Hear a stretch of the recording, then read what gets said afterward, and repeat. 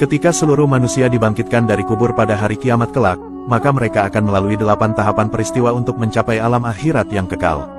Tahapan-tahapan tersebut melalui proses panjang sebelum akhirnya mereka ditempatkan di surga atau neraka.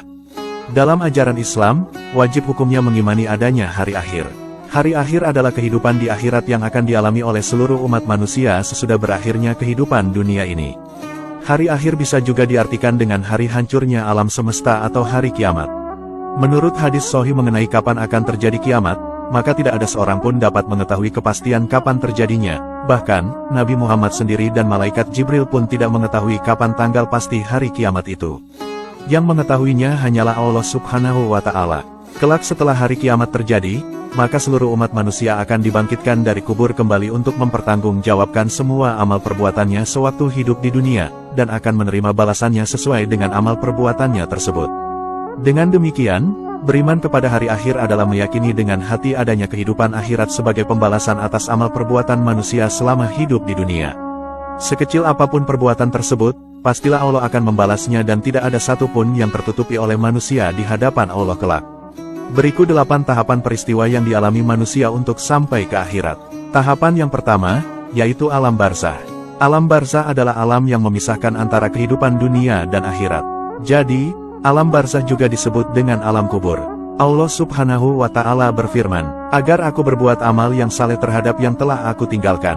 Sekali-kali tidak, sesungguhnya itu adalah perkataan yang diucapkannya saja.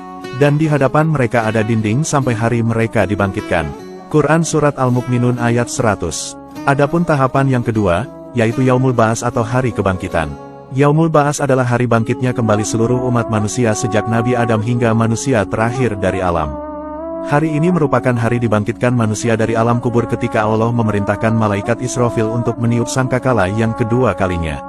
Jadi, manusia yang sudah berabad-abad meninggal dunia dan telah menjadi tulang belulang di dalam kubur, maka mereka semua akan dihidupkan kembali oleh Allah Subhanahu wa Ta'ala untuk menerima balasan dari amal perbuatannya. Allah Subhanahu wa Ta'ala berfirman, "Aduhai celakalah kami, siapakah yang membangkitkan kami dari tempat tidur kami yaitu kubur? Inilah yang dijanjikan Tuhan yang Maha Pemurah dan benarlah Rasul-Rasulnya." Quran Surat Yasin ayat 52. Adapun tahapan yang ketiga, yaitu Yaumul Mahsyar atau hari perkumpulan. Yaumul Mahsyar adalah hari berkumpulnya seluruh umat manusia di padang mahsyar. Jadi setelah dibangkitkan dari alam kubur, seluruh manusia lantas digiring dan dikumpulkan di padang mahsyar, yakni tanah lapang yang datar di mana manusia akan berkumpul sesuai dengan keadaan amal dan perbuatan semasa hidupnya. Saat itu, matahari berada sejengkal di atas kepala manusia dan tidak ada yang dapat memberikan pertolongan kecuali amal baik ketika di dunia. Allah Subhanahu wa Ta'ala berfirman, "Dan kami kumpulkan seluruh manusia, dan tidak kami tinggalkan seorang pun dari mereka."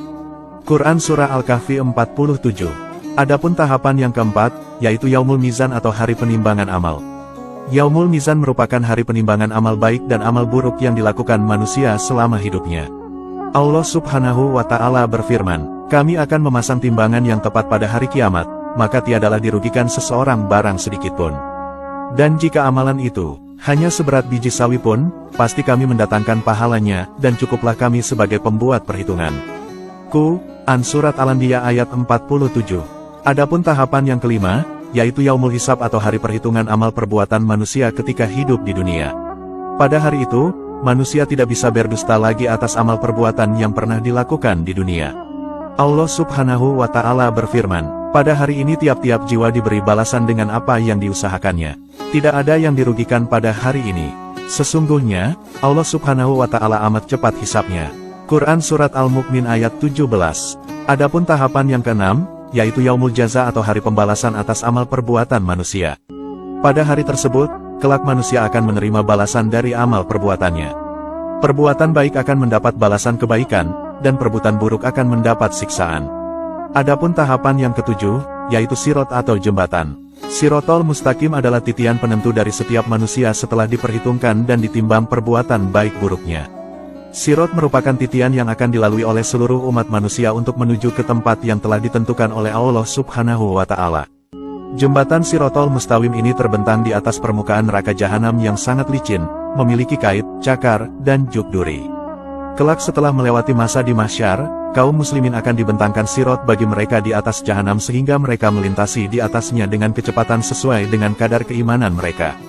Di titian inilah manusia akan menentukan nasibnya sendiri melalui amal perbuatan yang telah dilakukan selama di dunia.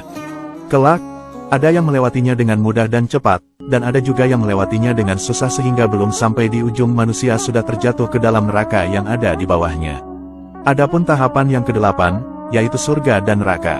Surga dan neraka adalah tempat terakhir yang diciptakan oleh Allah untuk memberikan balasan atas perbuatan manusia semasa hidup di dunia.